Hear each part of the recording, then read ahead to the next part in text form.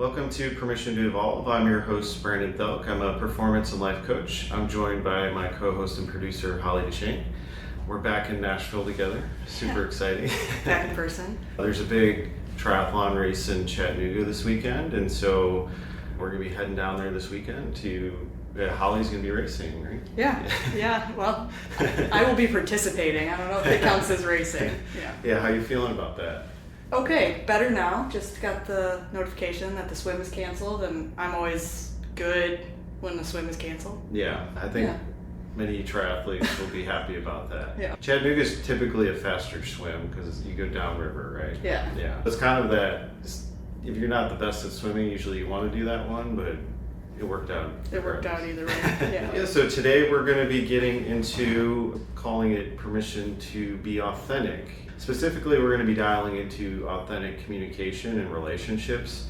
This is a huge one. I mean, many people struggle to show up powerfully in their relationships because of this inability to communicate effectively. And there's a reason behind that, tension, uncomfortable conversations, the things unsaid. That's all stress on the nervous system. Depending on our past, that's going to determine our relationship with how we show up in these situations. So, going back to childhood, if there's instances where it wasn't safe to speak up, maybe you were told to not be heard, to just kind of just to exist and do what you're told and that kind of stuff. It's going to be very difficult to speak up in certain situations. There is generally a hiding that happens there, and if we're in these volatile environments and the authority figures have difficulty regulating their emotions, that's going to create that constant tension in the house. That feeling we associate with shutdown often, where it's not okay to say certain things.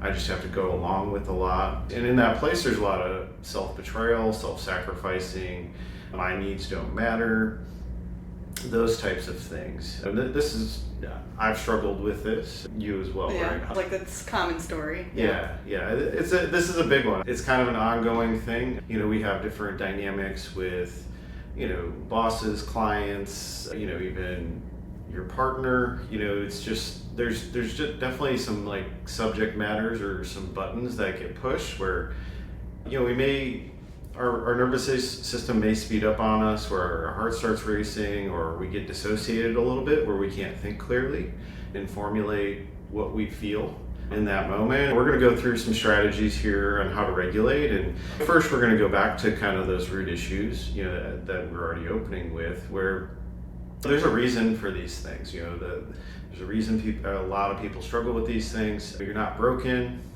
There's always a path forward with it, but it always just takes that deeper look, and that's what we're here to really shine a light on, is that, your situation probably is different than it was growing up. And even in the school system, once again, you kind of just have to go along with a lot of things. You're told to be quiet a lot. That expression just really gets shut down in so many ways. And so we want to wrestle with this a little bit and open it up and then try and get to a better place with it. A lot of peace comes with simply the understanding. A lot of times people are like, I'm really struggling with this and I don't know what to do about it. And there can be this acceptance that this is just the way I am and it can't get any better. But through these processes in nervous system regulation, we can start to unpack the heavy emotions related to these topics, and we can start to open it up so that we can show up more embodied, more confident, more calm and relaxed. I often work with clients on this idea that, conflict is actually your way to peace oftentimes. We need to have the tough conversations. The things that are left unsaid, if we're not saying them, then that's one, you're suppressing your expression, but then you go home and you're beating up on yourself, or you're like, I wish I would have said this in this situation, right? Is that a common occurrence? I was like, I represent that statement. Yes. Yeah, the wishing you would have said it, or thinking back on the conversation and could have been different in some way, for sure. And we want to use those everybody has those, at least I'd say most people, unless you're extremely egotistical, think everything you do is perfect. Sure. I think there is because everything is just this snapshot of oh, I'm in the moment and it didn't come to me till afterwards. Or, yeah, I didn't have access to it because it was stressful, right? And so that's the importance of regulation is we want to show up embodied. What I'm talking about is I'm able to be present. I'm able to be in the moment. I'm able to respond in my own time frame too. I'm not trying to rush the conversation. I'm not trying to just get it over. Because our nervous system, if we have a lot of stress associated with these things, it kind of wants to avoid them, or we want to run away from them, or a combination of the two. So even if we have the conversation and it's uncomfortable, there's a little bit of this panic of like, how do I get out of this as soon as possible? And so many of these things, it's this ability to sit with the discomfort, work through it, and that may mean interjecting some pauses and some deep breaths, and communicating, hey, I just need a moment. Things like that to get you through it so that we can get to the other side of the conflict. Because the other side of the conflict that's where we have change. If we're able to work through the tension, now we have a growth opportunity. And these things can be like game changers for relationships, because it's like we're working through the conflict to create an understanding of one another. And once that understanding gets created, we have dots that are connecting now that weren't there before. So we're no longer making all the assumptions. We're not projecting our wounds onto the other person. We get to operate from this new understanding, which can be extremely beneficial in so many ways. It gives you this big path forward. Yeah, that makes sense. I think it might be worth it to clarify a little bit when we're talking about conflict, and just reflecting on a very recent conflict I had with my husband. There's like the conflict that's like two egos coming against each other, right? We're not necessarily talking about getting caught in that pattern. We're talking about, you have something to say, right? Let's clarify the difference between like, we're going to have it out, kind of not necessarily productive conflict, and what you mean.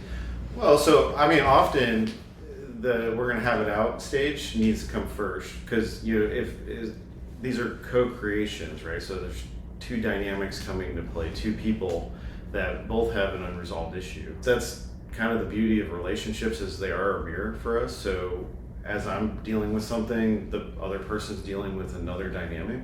That creates a lot of the negative energy, right? Like, all the times I didn't speak up, all the times I was misunderstood, all the times, somebody made assumptions about me or whatever it is.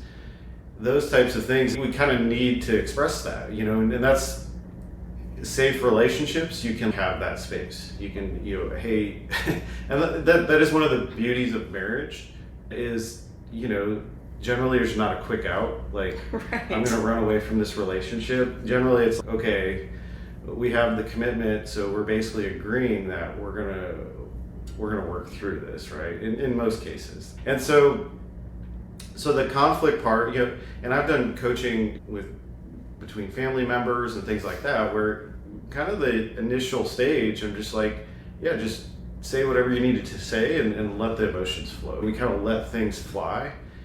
And then eventually that starts to burn out, because you kind of get tired of arguing. Sure. And you almost hit a place of exhaustion, and then that's when you can like settle in and do the real work. And so confrontation or conflict, we could use those interchangeably somewhat, but it's this, there's a problem here and we need to address it. And if we're not addressing it, it only grows and gets bigger. So that's what the addressing the conflict is, through confrontation. And so part of that is both parties are going to have irrational thinking. There's going to be judgments made. There's going to be misunderstandings and assumptions. And that's all piggybacking off your past. That's all going back to the childhood conditioning of like, this doesn't feel very good. And when we're in that safe place with the partner, now it's just like, okay, I can go through these things and we have this willingness to work on them. So there's less judgment involved in terms of like, let's just like burn it out, reset. Okay, now that the energy's out of it, now we can have a real conversation. Yeah, that's helpful. Yeah, so it's this, the avoidance of conflict or confrontation, that's where these things don't get unresolved. Now, what happens in that place is my mind's really creating all these workarounds. It's just like, how do I get what I want without having this conversation? Yeah. And so that's where, that's the ego trying to find its way. And so that's manipulation, right? If we get down to it, it's like, okay, there's a roadblock here and I need to get through this person. And that's going to be the ego, like speaking up. I want what I want and it doesn't matter, right? And so that's where we start to create the workarounds. And that's where, when we're dealing with a stubborn person, that can be extremely challenging, like if there's no willingness to move, right? Because that's where it actually makes it essential, like, especially if this person is an authority, especially if, they're kind of this gatekeeper, like I need their approval or something like that. It can be very difficult where it's like, well, this person's shutting down everything I do. And so that can make us feel powerless and hopeless. The energy needs to go somewhere, and if it hits a roadblock, okay, we either suppress it or we channel it in other ways, right? And so that's where, oftentimes the things that we're not saying, the things we're not expressing, the things we're not acting on, that energy is building up within us, and that's where we start to develop unhealthy patterns, or even in this realm of addiction, right? Where it's like, I have all this stuff that doesn't feel good inside. I can't communicate it. I have nobody I can take it to. And so I need to channel that energy somewhere, but it's usually built on lack, low self-worth, not feeling good enough. And so that's where we're going to kind of channel it into destructive manners, really. And so this is where we have sabotage. And the sabotage is going to be coming from the place of like, this energy didn't have a clean path.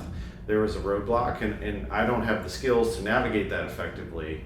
And so basically, I'm going to prove myself right, which is going to be, if I'm operating from lack or low self-worth, I'm going to be doing things that are damaging to what I say I want. And so that's what all these things, the discomfort, this is the signal. It's the signal to say, hey, there's an old part of us that's stuck here. We need to take a deeper look and see what's going on here. Because if we have a childish mindset about a situation, and that's often what happens here, the results are going to continuously be bad. We're not going to be productive. We're not going to have that path forward. We're not going to have this new understanding that we're creating with the people around us.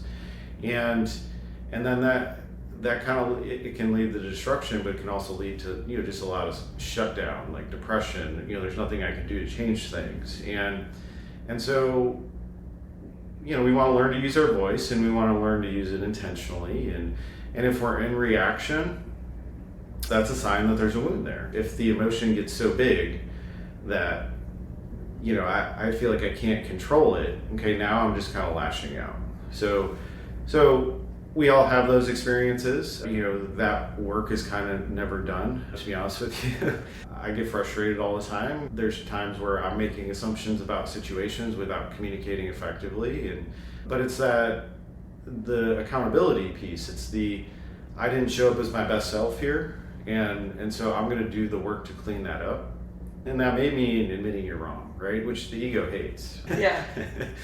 It's this, because it's a surrender to the uncomfortable feeling that gives us access to the deeper levels of what's behind it. And then that's where we get the transformation. That's where I was operating under false premises, ideas that weren't accurate here. I was making assumptions about the other person and their intentions, because most people aren't walking around with negative intentions, trying to do damaging things to other people. Like, of course that's out there once again, but most people are pretty well intentioned, or they're just consumed by their own problems, where that's where they're acting from. It's usually not something that's personal. Right. So when we're talking about moving through all these things and like this permission to be authentic through communication style,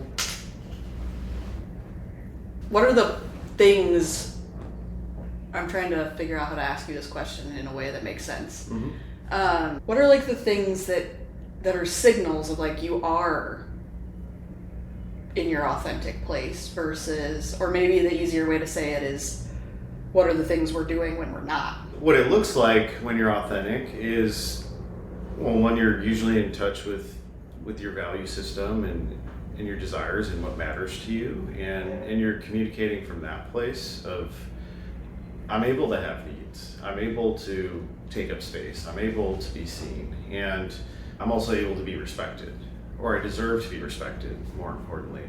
And so with that, as we have those communications, it brings a calmness, it brings a peace, it brings a relaxation. But then on the other side of the tough conversation, we generally have this new path forward. We have these new insights going on of, oh, like, thank God I had that conversation, right? Because maybe we were in our head about it for weeks beforehand, right? And then it's like, once we kind of go through it, it's just like, oh, that wasn't as hard as I thought it would be, right? Yeah. But yeah, so authentic communication, it is going to fall under that realm of people pleasing, just going along with things, just being extremely agreeable, walking on eggshells. So this is a common one with people that we know that have volatile emotions that are kind of dominant. So there would be, people that are critical or insulting, things like it creates this tension where it's just like that person's not feeling very good inside, and so they're trying to point out all the flaws in everybody else, or there's a lot of judgment, a lot of judgmental comments made. But those are signs that if we're around those types of personalities, that's probably going to be activating a lot of our survival instincts, where we're going to be shutting down, we're not going to be speaking our truth. This isn't about like spilling your heart out every day or anything like that. It's more of just being in tune with the relationships in your life and just, okay, yeah, this one, when I think about it, it doesn't feel very good. And so that's a clue that there's unresolved things there. There's things I'm not expressing, we're not connecting, right? There's a block. And that's going to be coming from things unsaid. That's going to be coming from this person maybe crossed the boundary and I didn't communicate the boundary. And so they probably didn't even know they did something wrong, right? And so most people, like I said, they're generally acting from this place of they're consumed with their own life and their own thoughts. And are most people like digging deep into their emotions to really understand themselves? Like, probably not. A lot of the stuff is just their autopilot functions. They're reacting to things. So that's the importance when you develop emotional control, emotional intelligence, which is this deeper understanding of yourself. And you're taking accountability for how you show up in relationships. It's like, yeah, if I do something to somebody, like, and that feels bad to me, I don't want to stay there. So I'm gonna come to a cleaner place with it, but then I'm gonna take an action to clean it up as well, where to create that path forward. And then that is admitting faults. That is like, yeah, I didn't show up the way I wanted to, or yeah, this is my mindset of what I was going through when I acted from that place. Our feelings are valid, but they're not always the most productive thing to bring to the relationship. And we're all imperfect that way. We all have this lived experience that causes these reactions in us. And so it is just getting more comfortable with sitting with the discomfort, but then putting our own self in check to be like, okay, yeah, I did something hurtful here. Yeah, maybe I lashed out. And just having that recognition to be like, well, I can't leave it in that place, right? Because if I pretend like it didn't happen, and this is a super common thing, yeah, a lot of people experience growing up, is there's big problems in the house, but there's the house version, and then there's the public version of, many people were brought up in, in public, you put out this appearance, right, that everything's perfect. And then at home, that could be quite different. At home, generally there's a dominant personality that's got a lot of unresolved issues, and that energy like dominates the household. Yeah. Where people don't feel safe to speak up, but you can't speak your mind, you can't communicate your needs, because it's always met with immaturity. It's always met with survival thinking. There's never enough. It's just not there's not a lot of validating feelings. It's more of just overriding what you feel, and so that's what leads to the suppression, and so that's a common experience, I would say, because emotions aren't really taught. We don't get an instruction manual like with other things. It's like all these internal experiences. Like if we don't get in tune with them, there are a lot of these reactionary things that just happen. There can be a lot of hurt there. If I learned that I need to shut down, or I need to be less of myself, or I can't communicate what I actually think or feel because that's not safe, that's where we're going to struggle in all these different dynamics. It's just recognizing that it came from that place and we can work on that. When you may be in relationships currently that are mirroring some of those things from your past because you're trying to work that out on a deeper level, right? I'm attracted to the chaos. I'm attracted to the intense situations because part of me wants to heal, right? I'm attracted to that type of person, even though it makes me feel really bad. But that's that part of working it out, is I need to experience it over and over again until I decide, like, oh, yeah, maybe there's a different way. Maybe I can show up differently. Maybe I can have different types of people in my life, right? I don't have to just go along with everything, because there are people, like, you can't get through to them as hard as you try. And so what we do with this work is, especially in those extremely challenging situations, we create separation and we go internal with it, and we try to come to peace with these situations regardless of the other party. And so you can start to feel better about it without actually voicing yourself to the person that can't hear you. We reworked it internally because when I wasn't able to communicate to this person and I had to suppress all these things, now I started to make it mean negative things about myself. That's what makes it hard for me to have a voice and show up, is because, like, I feel like my voice doesn't matter, or my opinion doesn't matter. That's kind of the realm we're dealing with here, is we start to work those things out. And we do that by understanding challenging people. The more I understand where they came from and what they've gone through, and because whatever they're projecting onto me was, they've probably experienced something worse, and then they just haven't worked on it. So we all have these aspects that are unresolved, unhealed. And to embody authentic communication, it's more of like having the self-compassion to be where you're at currently. Okay, so you're not going to be an expert communicator right out the gate if you weren't allowed to communicate at all. All these things take practice, and it takes working through the discomfort, and also takes building a healthy mindset about yourself, about your place in the world, about your opinion, your values, all these things. Let's say that we have a lot of these polarizing topics going around the world today. That's just, a lot of people were wounded by certain things, and then that's where they lash out. We're not able to have a lot of civil conversations around certain topics because there is a lot of pain. I mean, you see it politically, you see it with religion, those types of things, where there's bad representatives across the board. There's no perfect person, but then a lot of these things, when you feel like you're powerless, when you feel like things were done to you or imposed on you that you don't agree with, like, that's where that anger comes from. My thing is we don't go into these conversations generally with the anger if we know ahead of time, okay? You mentioned you and your husband, like, yeah, sometimes, like, when you're dealing with somebody on a regular basis, like, there are just going to be times where it gets activated and it's there, right? Yeah. Yes. But there's other things where it's like, okay, I know I need to have this conversation, and so I'm going to do prep work, right?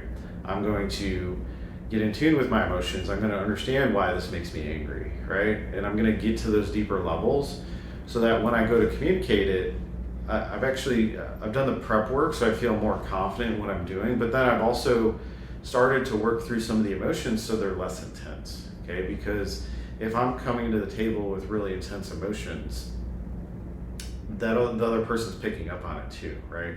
And now I'm activated, they're activated. We're both in this place of survival, and that's where we have the ego and competition and, like, I need to be right, and all those battles. That's coming from the anger and the resentment and the sadness and all those things. We do our best to work through those and then take the steps as necessary. So I'm gonna try and soften these things. I'm gonna try and understand what I feel a little bit better. So on client calls, we create a lot of space where, you may be emotionally flooded by something, and then I'm just kind of like, sound it out the best you can. When we're in dissociation, the dots aren't connecting very well. That's kind of where we want to, like, really stumble through it. Like, I just need to start the process of trying to say something, And then eventually I start to, by me voicing it, now I'm like putting it out there where I'm like, okay, it's no longer just jumbled up inside. I'm starting this process of sorting through things. Right. And that's where I start to develop a more kind of cohesive argument or communication.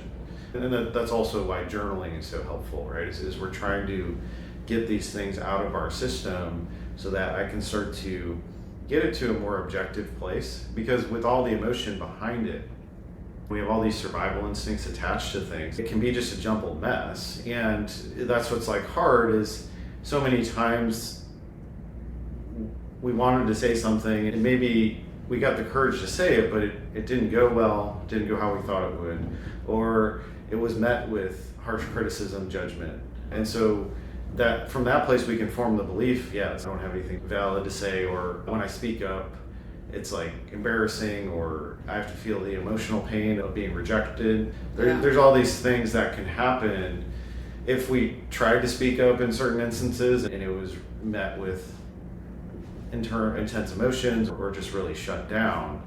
So with this work, we're trying to get to that deeper place of understanding that, okay, everybody has those situations and it's always going to feel that way until we take a deeper look and address it. Like that's how you get better at the communication. We actually have to, generally we're not in the same exact like intense situation. We're in probably a lesser degree of it. And so there's more wiggle room for us to start to speak up. That's why we need safe people in our life that we can say anything to, because that's great practice for starting to own your voice more. So we've just talked a little bit about the ways that we maybe hide in communication or things that were taught to us in some way, even if it wasn't like intentionally taught, things that we took as messaging and learned. And one that just came to mind for me as you were going through examples actually was that speaking up doesn't make a difference. I would say that was something that I picked up along the way, right? So if I did say something, it didn't change anything. So then I was like, well, why bother? But so as you talk through the next step, right, which is finding the power in owning that, or the power in the truth, how do we make those shifts? Because those things we learned and have essentially attached to for our whole lives, right? You got to find a way out of that. Yeah. It goes back to the questioning process of, well, these things become default for us, and then I feel like I can't take the actions I want to, I can't make the moves I want to make because I'm shut down around this. We got to wake things back up, and it is a self-discovery process. It is, and it's this willingness to put yourself out there in a new way, because generally most people aren't in the same exact situation they grew up with. They're lesser versions in terms of like, well, this probably won't get met as harshly as it used to. And then we get back to this place of like, I'm a fully functioning adult, like I have choice. I can really choose anything in my life, even if I don't feel like it. The reality is I can make shifts and adjustments to get to a better place. And you're not in prison, even though your mind may feel that way. You can make new choices. It takes work, and it takes this understanding yourself at a deeper level. In authentic communication, it's going to be relative to where you're currently at. You have this mixture of behaviors and beliefs and all these things currently. We're trying to move to one, we want to have this vision for this brighter future. We want to be like, well, I need to have some sort of desire going to be like, I want to move in this direction, okay? Because that's like the catalyst to like any change is like, I need to like have something I'm moving towards, because otherwise it's like, I just get lost in like, oh, this is my life, right? And that's the kind of the default that I talk about. I need to have something that's gonna like push me to wanna do this difficult work. And part of that is, okay, if I wanna go there, like who do I need to become, okay? And that's with communication across the board. I don't know anything that doesn't like level up by being a better communicator. It's such an essential skill to develop that it enhances everything when you're really good at it. Generally, no matter what you want to do, communication is going to be involved. And so that's like an important thing to note of like, well, this is kind of a master skill. It applies to everything. And if you want a better relationship, this is probably the number one thing. Yeah. So and I think everybody wants those. We kind of have built-in purpose with this topic. Do I accept like my reality as is, or do I believe things can be improved in some way? And so that's the purpose of a growth mindset, is we see these challenges as opportunities to level up.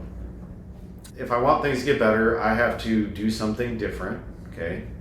That's kind of inherent in the idea of like change is me doing different.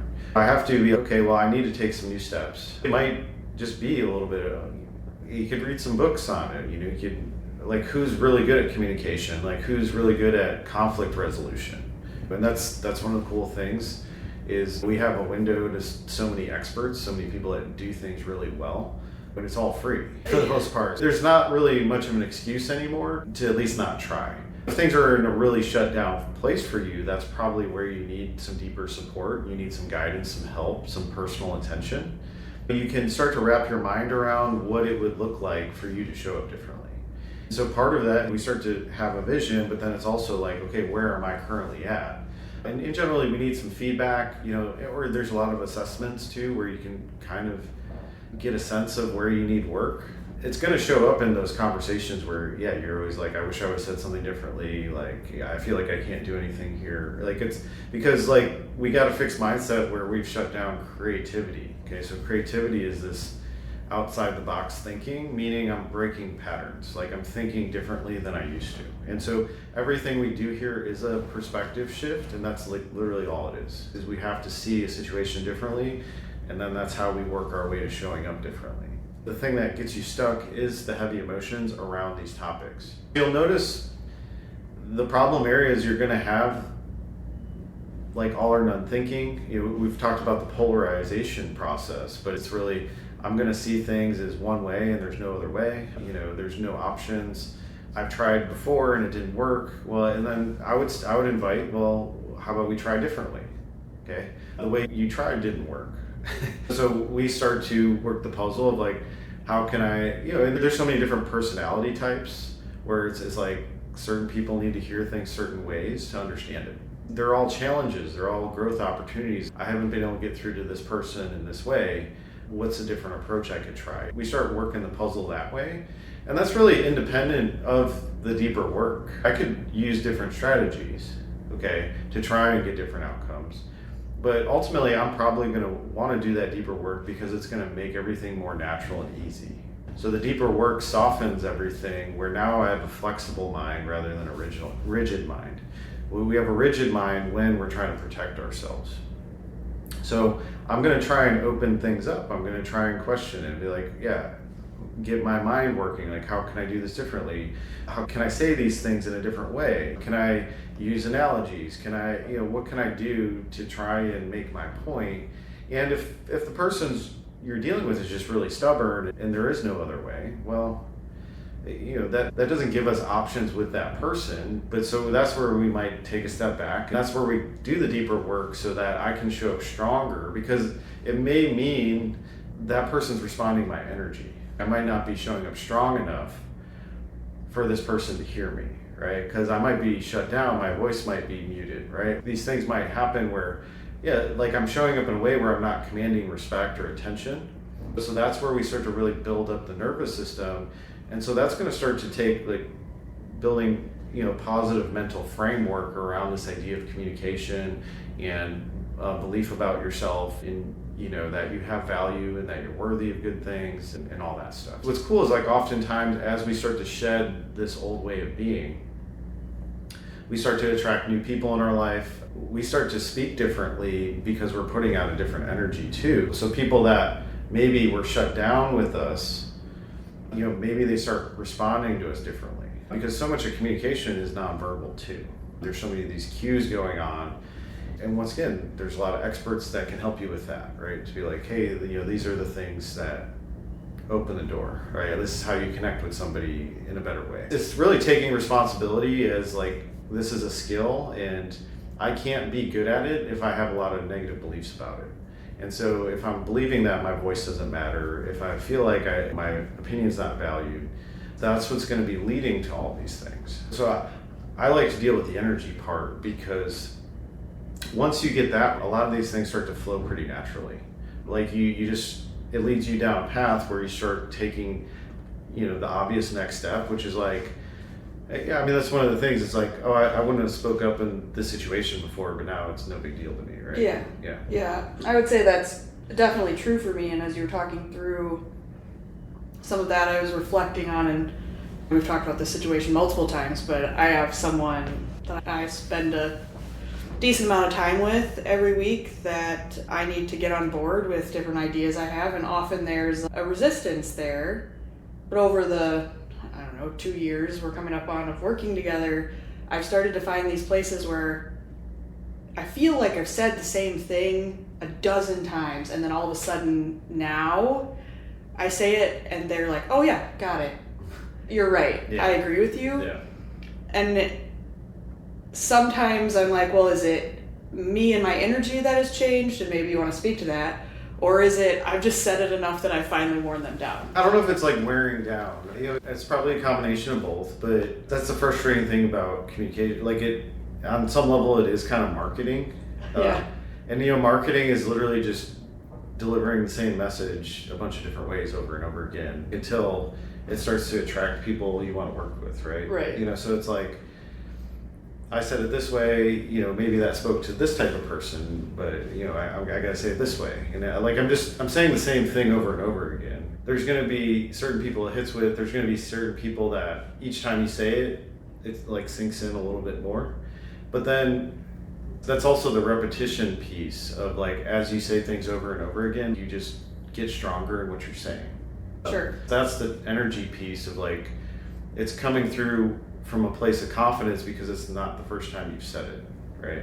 And so that's the repetition piece of I need to, I tried once and it didn't work, and so if I get defeated and shut down, and it's just like, what's the point?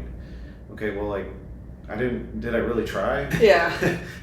So and that's the thing. So that's where people get stuck, is they might build something up in their head, being like, oh, I'm gonna like present this idea and everybody's gonna love it.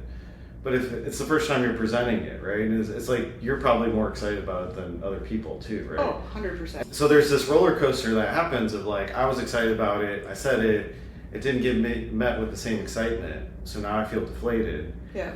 So many things, everything's a process, everything's like a refinement. I need to maintain my excitement about it regardless of what anybody else thinks. But while I'm maintaining my excitement about it, I'm going to keep working at it and making it tighter and stronger and more impactful. It's the repetition that like really dials in your message. But then as you do that work, if you're saying the same point, well, now I'm getting dynamic with being able to say it, meaning I trust myself in any situation, no matter who I'm dealing with, okay? So like, rather than I'm speaking to like this one type of person, it's like, okay, well, the more I do it, the more I encounter different personalities. Now I need to adjust it slightly for this type of person, but I feel confident doing that because of all the practice, because of all the repetition. I think that's number one thing with anything is like the conviction behind something. You're basically making people believe what you're talking about. That comes through like an inner strength of like really working at something. That's where you get really dialed in, really sharp in how you're communicating. And even in relationships, I think this is a huge one. Me and my girlfriend have had like a similar argument over and over again, but like each time it's like it's gotten a little bit better. It's that, okay, yeah, we need to get the emotion out, we need to do that, but then it's just like, okay, at the end of the day, we both want this to work. We're gonna get centered and figure out, okay, how do we need to adjust these things? In the beginning, it's messy, it's chaotic, you like stumble through it, you can't communicate it well. But as you address it over and over again, each time you get clearer and clearer, and you're actually showing up more relaxed when you go to have the conversation, which is like what makes the other person relaxed too, because they're not in this defensive mode.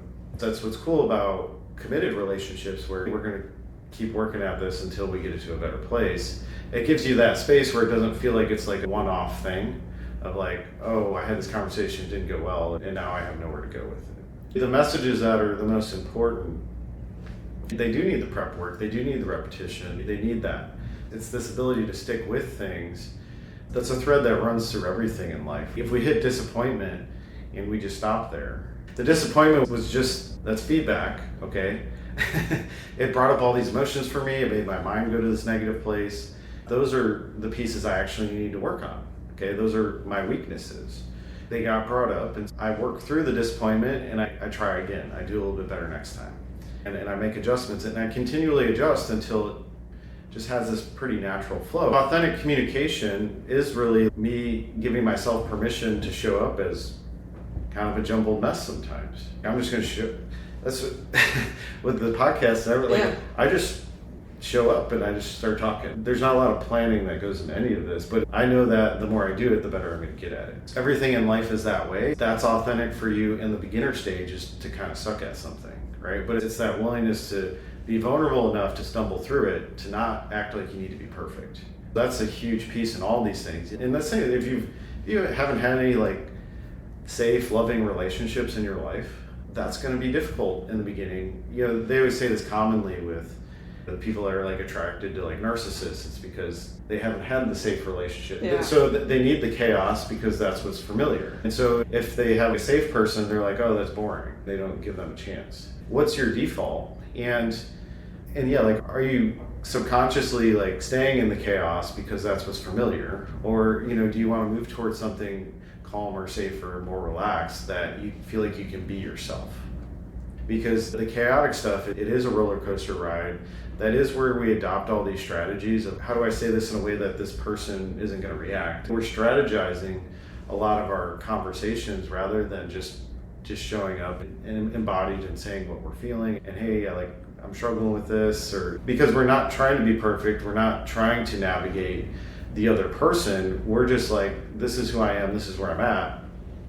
And the people that don't align with that probably aren't going to stick around, and that's fine. But as we give ourselves that self-compassion to not be perfect, now we're putting off a more accepting energy as well, right? So people start to feel safer with us, okay?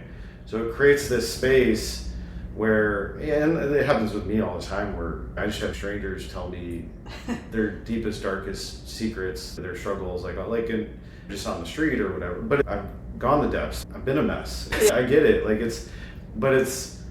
We're all trying the best we can, but it's this removing the mask a little bit is necessary to be like, okay, well, I need to show up more as myself on a regular basis, and that's actually how I'm going to build confidence. That's actually how I'm going to show up stronger, because I'm not filtering my energy as much.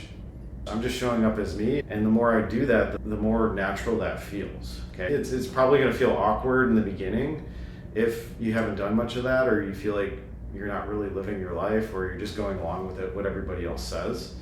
But that's like the initial stage. Is like, people really only are rejecting you if you reject yourself. Okay, because that's what we're feeling when that happens. It's like, oh, I'm not good enough because this person rejected me. Well, you know, that a lot of these things, it's like, well, what's that person going through? What do they feel about themselves? Like, how are they showing up? You know, are they accepting and loving, or are they hypercritical and picking themselves apart all day and projecting that onto me? So there's all these different dynamics at play, but it's really like the more I can be at peace with my imperfections and just really give myself that self-compassion that, hey, things have happened to me, not where I want to be, but I know I can get there. And part of that is acceptance of the past, acceptance of these situations. And in the acceptance, it's not like saying it's okay. It's saying that I'm going to start to bring this energy back into myself, where I'm taking responsibility for transforming it. Like, I can shift it if I really accept it, because now I'm owning it as this is my current reality, and I want to build a different reality. So I need to first be in tune with my reality right now, and then I need to try new things to start to work in a new direction. Yeah. There are a couple things that you said there that I think are worth calling out and saying again louder for the people in the back. In terms of that idea that when you feel rejected by someone, that's really you rejecting yourself. I think that awareness for people to wrap their head around is really huge. Mm-hmm. I think that's super difficult for people to really understand that piece. And then the other thing, as you were going through some of that, I was thinking there is an element of what you're talking about through practicing communication, through practicing anything, right? How you get better over time.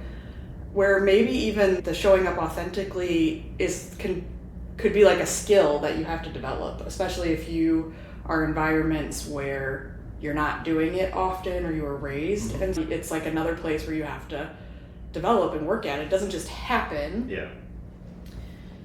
Because I was thinking, if you work a corporate job, for example, like I do, sometimes there's places in communication where it becomes manipulative, right? Where it isn't authentic at all, and it's all about how do I make this in such a way that like it gets around this person how I want it to, or whatever, you know what I mean? So I think those are a few call outs in terms of just to think about differently for people if they're, depending on the environment they're in, like how that might be different or how to work through it. Yeah, so first off, I view relationships as like a mirror. So the internal and external are reflections of each other. And so how I interact with other people is a feedback of the energy I'm putting off. If I go into a situation with a lot of negative self-beliefs and I don't feel good about myself going into that, like basically if I don't do the prep work, my result is going to just mirror that. It's going to show up as, I expected to be rejected anyway. It's a lot of times it's like in line with our expectations.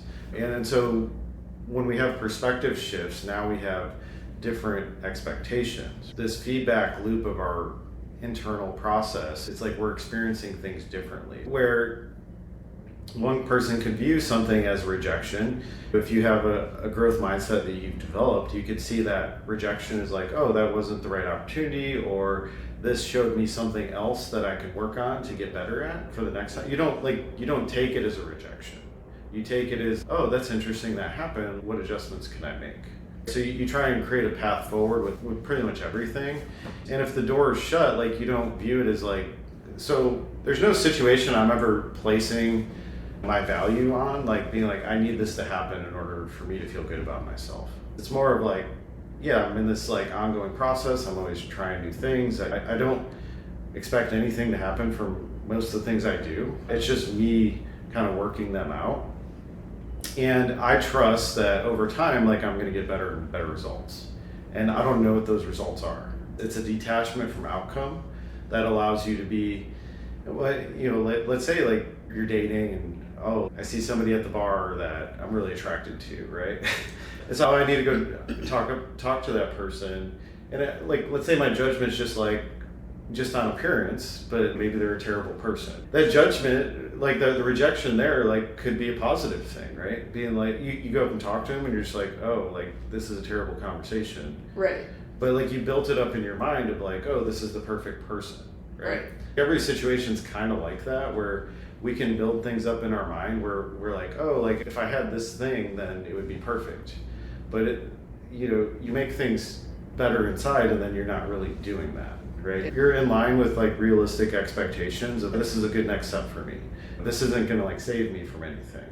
And so that's like an important kind of clue is like, well, if I'm projecting some dramatic effect on like one thing, like I'm putting too much value on it because I've already made up my mind that if this doesn't happen, it's going to sink my self-worth, right? Yeah. And that's like there's so many things in life that I can't tell you one thing that's like ever happened that I like counted on, right? Usually the rug gets pulled and I'm like, oh, I have to like think on my feet now. But you develop those skill sets where you don't really kind of pin all that value on any one thing. The rejection is just it can be a redirection, or it could be like, oh, that wasn't what I thought it was, that kind of thing. We're not just taking it as like a total loss, right?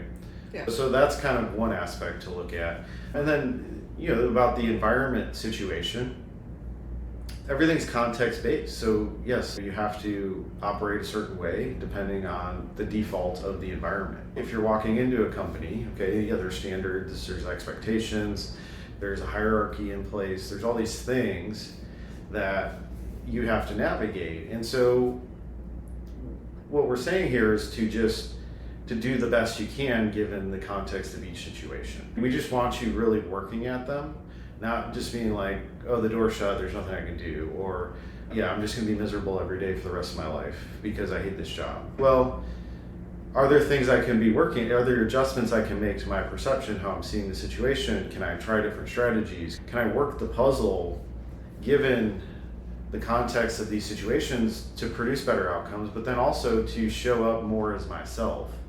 If you're just in a corporate environment and you're like a deeply spiritual person, you're probably not going to bring that into the corporate environment. But you might it might just show up in the way that you like treat people. It's all context based. I'm not going to bring this into this. It's like, but this is a part of me, so that's what brings through me in the appropriate manner, right? Right. Where I'm not gonna go preach to everybody like at the office. It's more of I might, if I see somebody struggling, I might try to compliment them, lift them up a little bit. Whatever. What can I do to help this person? You might be more in that service mindset if you have certain principles, right? So that's being authentic, not I'm in this environment, this is how everybody is, I have to align with that, and I have to like pretend I'm something I'm not every day, because that's what's going to make you miserable.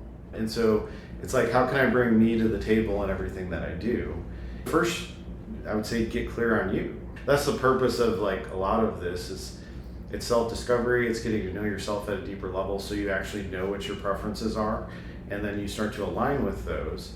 You may want some sort of transition, like moving somewhere or a new job or something like that, and well, how can I start to connect to that energy while I'm in this environment? How can I start to, because I'm bringing my hopes and desires with me everywhere I go. If I'm denying them, that's never going to feel good. So how can I view everything I'm dealing with currently as an opportunity to grow me in that direction? Yeah. Okay.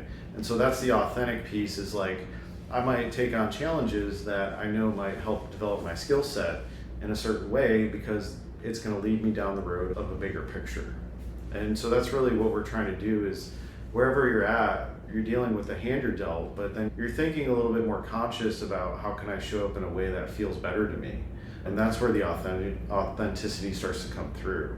When we have environments where everybody's walking on eggshells and there's a lot of fear, it makes it increasingly more difficult to do that. And so once again, that's really where we try to level up in terms of owning our power, because it's just, how can I show up stronger so that I'm not giving into the weight of all the fear that's around me, right? Because if I sink into the fear, now I have no options and I feel hopeless. So how can I use the fear of everybody around me to develop me in a way that I get stronger? So everything, we have a choice, and it just may be more difficult in certain environments, but the bigger the challenge, the more growth you can get out of it. So if I can be strong in this terrible environment, I can be 10 times stronger in an easy environment. So you're kind of working muscles. Yeah. Sounds good. So I love these conversations around the ideas of authenticity, but as we get ready to close this one out, do you have any wrap-up thoughts or things like that you want to share? Yeah, so I mean, we're always just kind of looking at this internal check-in of just being really connected to who you are, getting clearer on that every day, and then how can I live that out? And so if I'm becoming something more every day, if I'm in this expansion, that's where we keep asking the deeper questions, because it keeps drawing out more from us. First is the awareness of an inventory of relationships, situations. Okay, like, where do I feel shut down in my communication? Where do I dread going to? Who do I hate to talk to? And then we explore that, being like, well, if we're in the world, we don't live in a bubble, and so I can cut people out of my life, but if I struggle with that type of person, I'm going to experience that type of person in other ways. Okay. Everywhere there's work to do, if you want to, right? If you want to improve in a certain area, it's like, yeah, I really struggle with this. This feels bad to me. Now we start asking deeper questions. We bring our focus to it, and we try to discover, why do I believe these things about this? Why do I struggle here? Why do I feel so bad? Why do I feel like I can't speak up? Why do I feel like my mind dissociates when I'm interacting with somebody like this? That awareness piece, it leads you down the path to discovering what you're holding there. With coaching, we can do that pretty quickly. We can target these things and move through them. And also there's the in the moment stuff that just kind of happens, like an argument, but it's also Well, generally that's not even true either. Like usually it's been building up to a certain boiling point. Sure. But it's like there are things that if we have awareness, now it's like I can kind of see the field and I can see like, oh, I'm going to have to go do this, or this isn't feeling good to me. You know, maybe I should give that some attention so that I can start to align with the conversation I need to have. Okay, so that's the preparation piece. Is I'm going to go deeper into understanding like why I'm feeling the way I'm going to feel and what I want to get out of the situation. What do I need to communicate to make this better? That's the continuous alignment piece. We're always orienting ourselves to be in sync with whatever we're trying to do. That's where things flow naturally, is when I'm like, I know I need to have this conversation, I'm going to do the prep work. And there's no perfect timing for this stuff, but when we do the alignment piece, it usually happens very naturally where we're just like, the opportunity presents itself and you're like, okay, I'm ready to do this now. Right? Yeah. And it's not a big deal. That's what can be more conscious about things. I'm not just wandering around aimlessly, just doing things. I'm heading in this direction. These are the things I need to develop. I need to prepare myself so that I can be ready for when the situation presents itself. And so that could be, okay, this relationship is preventing me from doing the thing I want to do. So I need to have communication here to try and open that door, right? Because if that's what's holding me back, I need to take that upon myself to shift my relationship. And so I'm relating with myself differently first, and then I go approach the external relationship to get a different result.